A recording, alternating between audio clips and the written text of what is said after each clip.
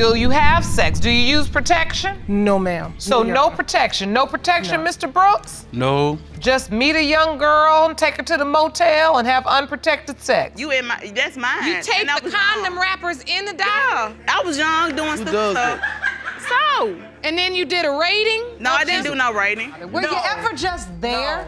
Were you talking to me? I was talking to you. Then shut up. Now you no. You shut up. Mr. Davis, first of all, I control this courtroom. Mrs. Smith claims that her teenage crush on the much older Mr. Brooks led to her getting pregnant more than 2 decades ago. She insists that Mr. Brooks has denied fathering her son ever since she got pregnant. Now she wants to prove that he is indeed her son's father. Mr. Brooks says he did not know Jimmy until the boy was about 12 years old, and that Miss Smith was seeing other men around the time he was born. So there is no way that he could be the father. Let us learn how this relationship even started. We met in the neighborhood through a mutual friend in the neighborhood that Mr. Brooks used to cut his hair. So I kind of knew Mr. Brooks through him, and I just had a crush on him. Oh, you did? Yes.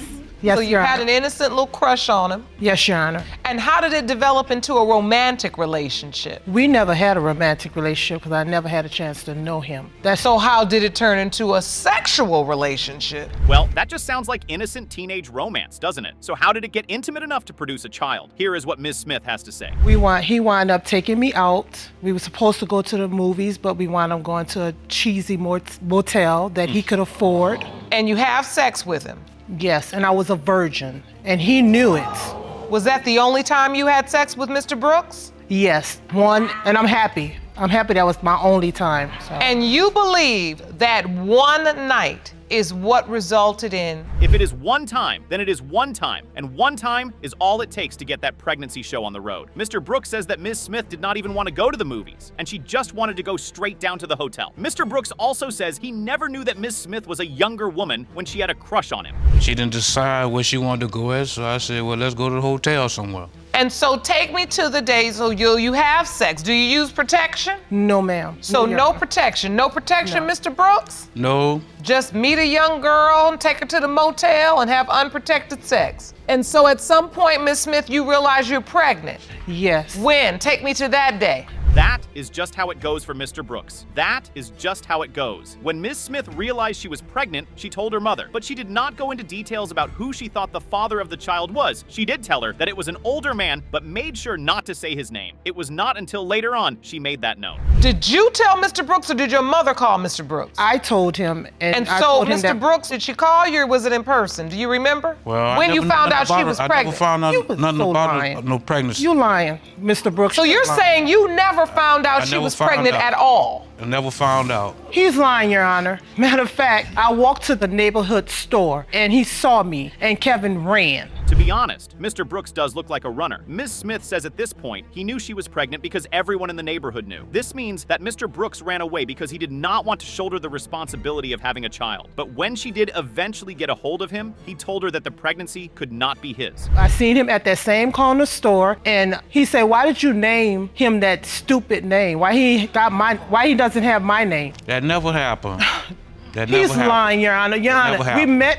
Kevin never was in the happened. store and you gave me a few dollars. That's the time that I bought my son, Jimmy, an outfit and a pair of tennis shoes and some Pampers. You don't remember that? Mr. Brooks says he only found out about Jimmy when the boy was 12, and at that point he asked her why he did not have a chance to be in his life, if that was truly his son. When Jimmy was 12 years old, we found out that Kevin Brooks was deceased. Well, who told Really? you I was deceased? We went to court because I was Who getting in told the you I was military, deceased? and the courts in where we was in Virginia ran that they have to have both parents involved before they could give any guardianship to another family member. So when I gave them Kevin Brooks' name and the court system had to run it through the system, birthday and all. So we have a dead man in court. Somehow it is not the most outrageous thing we have seen. But here is the thing. If Ms. Smith says she could not find Mr. Brooks when Jimmy was 12, how can Mr. Brooks say he met her when Jimmy was 12 and she told him about Jimmy? Well, it turns out that it is all a lie. At least that is what Ms. Smith thinks. I don't understand that. I was in the old neighborhood.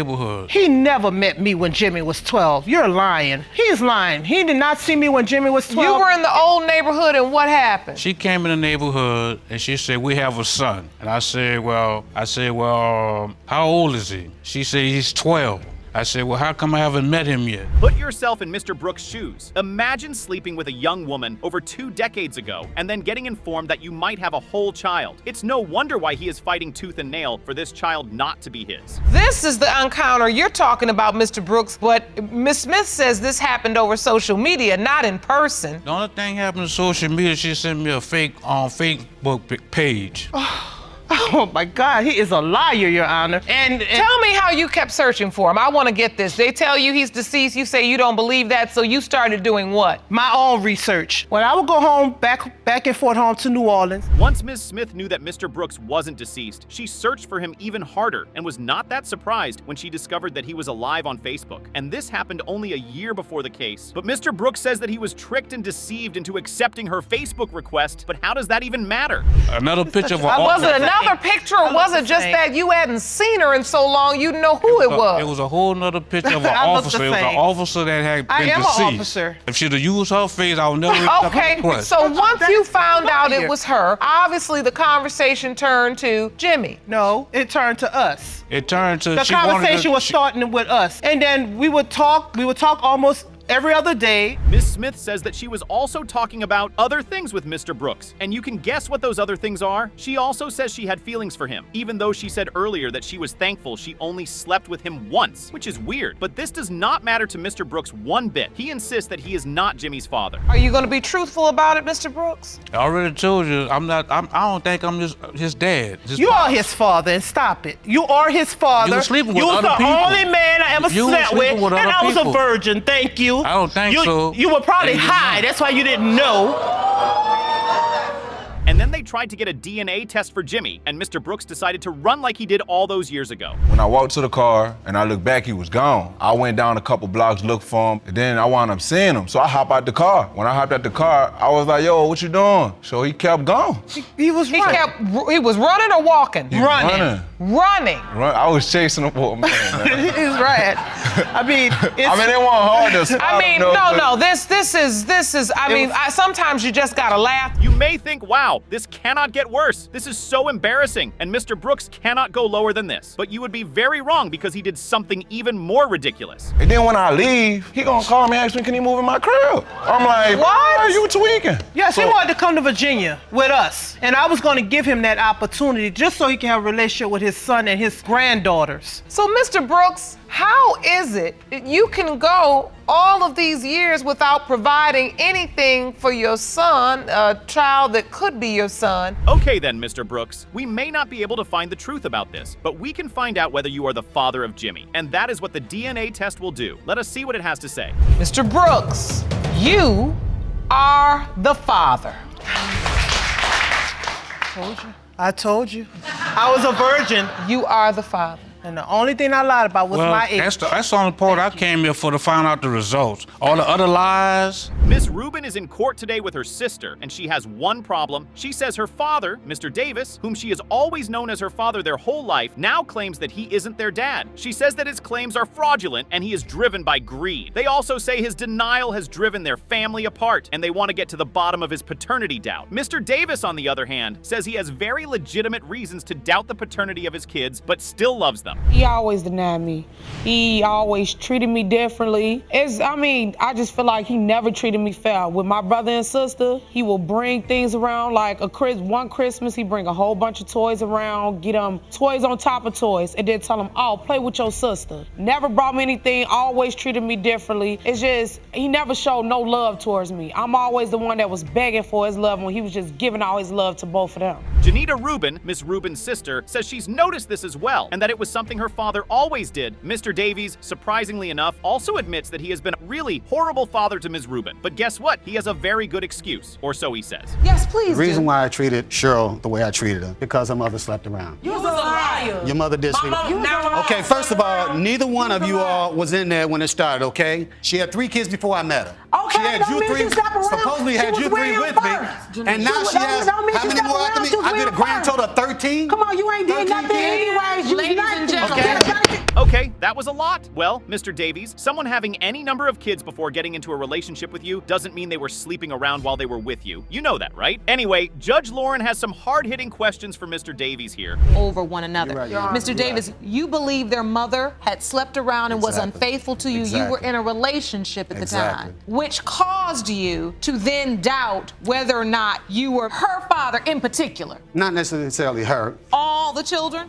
You're correct. You're correct. Okay. Did you express this concern to her? No, I didn't express it to her. You just always kept it to yourself. You shouldn't keep paternity doubts to yourself. That's one thing I can tell you for free. But then Mr. Davies shows us exactly why his daughters seem to be so angry with him. Mr. Davis, I need to know from you whether you ever were in all of their lives as a father. Were you ever just there? No. Were you talking to me? I was talking to you. Then shut up. Now you No. You shut up. Mr. Davis, first of all, I control this courtroom. Now you can take it to the street and you'll be out on the street, because we're not gonna act a fool in here. Even if Ms. Rubin turns out not to be his child, not getting her toys and gifts for her when she was under his care is actually a pretty terrible thing to do to a child. And Judge Lauren agrees completely. What would make a man go to the store and get toys for 2 of 3 children and walk into a house and disappoint a child for no reason? You should have brought her a toy. If she wasn't your child, if she was your enemy's child, you should have brought her something, because she's a child. Mr. Davies tries to explain why he did this, but he keeps arriving at the same point. The point is this: Ms. Rubin's mother slept around, so he wasn't sure she was his child, and he decided to spend his money in a way that reflected that. But during his explanation, he pauses to argue with his daughters like any good present father. If they knew the whole picture instead of half the picture. So when you were I believe I was talking to the judge. I believe I was talking to the judge. With their mother, you would have a child, but then you'd question whether or not that child was yours. Exactly. But then you'd end up back in the relationship. We seesaw back and forth together. Only to have another child. I don't even know if that child's mine either. Then you question if it was yours. Well, Mr. Davies, it looks like you have a discipline problem. If you didn't like Ms. Rubin's mother, you ought to have left her alone. But instead of doing that, you decided to treat the child she had awfully. It's little wonder Ms. Davies has such strong opinions about her father now. Right, after my first child, like I said, when I met her, and she had 3 kids before I met her. That has nothing to do with what's going on now. While we was having a relationship, I don't believe I believe the judge was talking to me. Why make broken promises then? Okay, Why sit right there and act like that's everything on me. cool? That's like on me. graduation. I own that. I told you. I said, I forgive you. Can I answer your question? Can I answer your question? Everything you ever Can I did. answer your question? At this point, you start to wonder why Mr. Davies even turned up at this court, knowing that his daughter would take him to task on everything he did to her. I asked you, 2005, that's the last time I seen your face since 2013. I asked you, I say, all you gotta do, I'll forgive you for everything you ever done wrong to me, if you doubted me or whatever the case is. Show up to my graduation. You can say I'm lying or whatever, I can tell my brother right here to vouch for it. You told me yes. I said, you can't lie about that. I said 2 tickets for you and Carlita. Hopefully, the Lord doesn't watch paternity court because he will be rather disappointed. But here's the thing. Mr. Davies says he has doubts about all the kids, but somehow Ms. Rubin is the one treated worse. Why? Does he have an explanation? Why is it that your doubt is projected onto her I treated Jonathan singly? and Janita, I actually embraced them. Matter of fact, I treated her like gold, just like my oldest child. If I'm your golden child, you would have been there for your golden child. Really? Okay. Even if you not giving up money, call, come see. Every time I talk to him, he ain't got no money You to do never talked to nothing. me. Nope, he doesn't. But he does have a clever quip for his daughter after she explained what his absence meant to her. You know, use a lot. No, talk to And as the that, court. I didn't have a man figure like in my life to tell me how to treat guys. I gotta treat me, so I look the guys like for love and everything. Like can like them 1 minute and be gone next minute. I can have sex 1 minute and be gone or whatever. It's just like he have not been. So you were sleeping around. You were promiscuous. You could not. Apple don't fall too far from the tree. You feel like you were looking for a father. Yup, and we are kind of tired of watching this man show who he is. It's time for the DNA test to let us know exactly who he is. Is Mr. Davies the father of Ms. Rubin? Let's find out. Mr. Davis, you are the father. In the case of Cheryl Rubin, this court has determined that you are her father. You already knew that. Already knew that. What up? Child support, here I come. Was Mustafa Matlock says that a few years back, he was called away on family business. He says while he was absent, his partner Ms. Monroe invited her former lover to move into his family home. When he returned, he resumed sleeping with her. But now Ms. Monroe tells him that she has serious doubts about the paternity of her child. She also says that when he left for family business, he stopped talking to her, and that's why she moved her former lover in. She knew I was back and forth Fort Smith to Fayetteville because I have a son down in that area. Back in '07, I was down there for a week. No, you said Yeah, you no, were, it no, was you a said week. you were going to be No, gone a it weekend wasn't. and you It were gone a was a month. week. You're you lying. Were gone a It month. was a week. You were gone a month. Anyway, Your Honor, You were gone a month. when I was gone for a week, No, you were gone A a week? month. she moved her ex into our home. In a week? In 1 week, Your Honor. At what point do you find out that she's moved another man into the house? Well, you heard her. At least she was honest. If you leave your home and your partner brings in her lover and they sleep together on your bed, you should be grateful because at least she's honest. You're You were lying. gone a It month. was a week. You were gone a month. Anyway, Your You were Honor, gone a month. when I was gone for a week, No, you were gone A a week? month. she moved her ex into our home. In a week? In 1 week, Your Honor. At what point do you find out that she's moved another man into the house? From her. Yeah, I told you. At least I was honest. Ms. At least Monroe, I was honest. Ms. Monroe, You weren't I want honest to hear about the from you. baby? So Yes, I am. You was not honest he's about the baby. gone now. Yeah. Mr. Matlock says that he didn't feel like he had to spend hours on the phone with her while he was spending time with his son. You Call should her still have every to talk waking to me if minute, I'm your 'cause girlfriend. You she's should care. jealous about You she should got care. jealousy issues I'm thinking not- I'm sleeping with If you every gave me a reason, woman then I on wouldn't the have block. jealousy issues. Let's get some order. Let's get some order. Ms. Monroe, when he went out of town, did he voluntarily call you at all while he No. was gone? Lies. Maybe Not one Wow. call. Maybe 2 or 3 times, like the whole time he was gone. Okay, so 2 or 3 times you did Yeah. speak to him. Yeah. Really? Is that really how it goes? And all of that happened in a month? Ms. Monroe must be the fastest woman to move on ever. Anyway, Mr. Matlock returned home. The ex moved out and they continued their relationship. But then Mr. Matlock found out from his sister that Ms. Monroe was pregnant. Then he asked her who the father was. And here is what she said. She And what looked did at she me say? and I was said, honest. "You're not the father." Real talk. Can't make it up. That's what she said. You are not the father. So I'm not taking care of somebody else's baby, and you tell me that that baby is not my baby. So once you heard that, Out. I catch my cut, and I was Deuces. gone. Yes, ma'am. okay. Yes, ma'am. That's not Yeah, my You didn't exact- say that. You didn't say that. You didn't say. Ugh. Ms. Monroe says that she assumed that he wasn't the father because they'd been sleeping together without protection for 18 months and hadn't gotten pregnant. But just around the time her ex moved in, she got pregnant. That's good logic, Ms. Monroe. Anyway, me Matlock says the child could belong to anyone, even Jerome. But beautiful at the little same girl. time, I don't think it's my baby. Well, I don't care Don't what think it's you my think. baby. So you don't think the child looks like you? You don't, Man, you that don't could be feel any Jerome's attachment? baby. You She talking would- about this Jerome? That Jerome! No, it's not mine. She look a little dark to be his baby. You That better man not mess right with there. Jerome. It could be She his a little baby. dark So to the be his point baby. is that you have And that's it. Once you ring that bell, you cannot unring it. Once you tell a man that a child isn't his, then the child isn't his. But then Ms. Monroe changed her mind about Mr. Matlock being the father of the child. Her sister are friends. okay. So I call her sister every New Year's. Happy New Year's. What's up? First thing out of sister's mouth was, "What's up is you need to check on your daughter." I didn't even know she had a girl. Matter of fact, when the baby was born, another man was in the hospital room with her when the baby was Well, born. where was you? Oh yes, ma'am. I was in. At I least was if in- you had- I was if back. you would've- I was back in town taking care of my son, doing what a father's supposed to be. However, despite this, Mr. Matlock is now paying child support for this child. He then says the other man Ms. Monroe was sleeping with texted him on Facebook and told him that there was another dude who could also be the father. But how did he even start paying child support for a child he says isn't his? So No, he could no, get no. it. We Yes, want to get a yes, DNA test shut done up. because No, she didn't want to that's get not the what DNA happened. test done. It's You been wanted to take me on, it's Lori. been 3 or 4 years, and she didn't never want to know who the father of this child was. So let's get it done. Put me I on tried child to call support. you from the They hospital. Sent me. They I tried to sent call me- you from the hospital. You ain't do a good job. I called them, filled out the papers they wanted me to send, so I can file to get a You ain't paternity called test. them. Okay. Yes, I did. That's insane. Anyway, all of that ends today. We are going to know who the father is. Let's see what the DNA test has to say. Mr. Matlock, you are not. I knew it! I knew it! Go find your baby daddy. Put somebody else on child support. I want my money back. I want my money back. I told you I wasn't the father of that child. Knew it from the beginning. Trifling. Knew it. I knew it.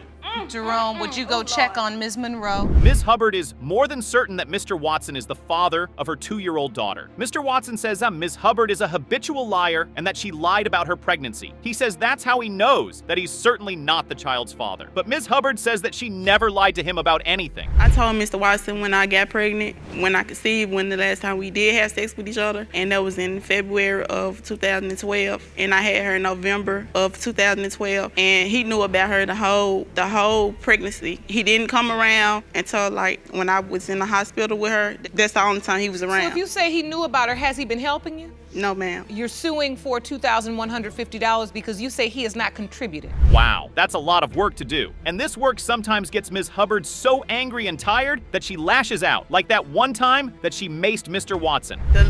When I was pregnant with her, he came around and he was supposed to give me some money because I had took him somewhere. He didn't want to give me some gas money to take me in.